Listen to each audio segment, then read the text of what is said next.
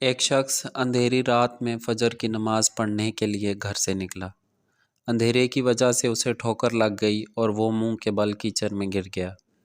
کیچڑ سے اٹھ کر وہ گھر واپس آیا اور لباس تبدیل کر کے دوبارہ مسجد کی طرف چل دیا۔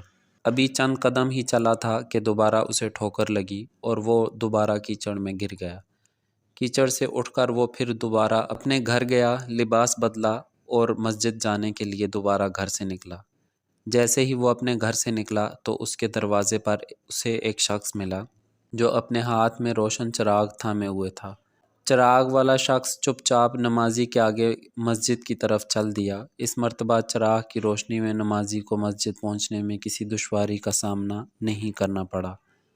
وہ خیریت سے مسجد پہنچ گیا۔ مسجد کے دروازے پر پہنچ کر چراغ والا شخص رک گیا۔ نمازی اسے چھوڑ کر مسجد داخل ہو گیا اور نماز ادا کرنے لگا۔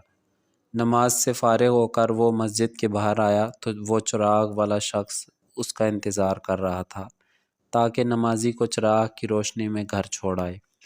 جب نمازی گھر پہنچ گیا تو نمازی نے اجنبی شخص سے پوچھا، آپ کون ہیں؟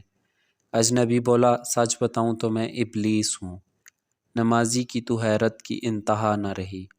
اس اجنبی کی یہ بات سن کر نمازی سوچنے لگا، ابلیس شیطان کیسے مجھے مسجد تک چھوڑ سکتا ہے؟ اس کا کام تو لوگوں کو بہکانا ہے۔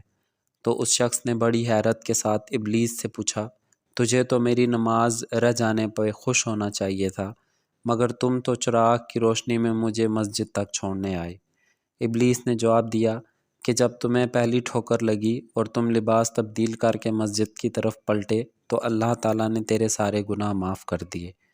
جب تمہیں دوسری ٹھوکر لگی تو اللہ تعالیٰ نے تمہارے پورے خاندان کو بخش دیا۔ جس پر مجھے فکر ہوئی کہ اگر اب تمہیں ٹھوکر لگی تو اللہ تعالیٰ کہیں تمہارے اس عمل کی بدولت تمہارے سارے گناہوں کی مغفرت نہ فرما دے، اسی لیے میں چراغ لے کر آیا ہوں کہ تم بغیر گرے مسجد تک پہنچ جاؤ۔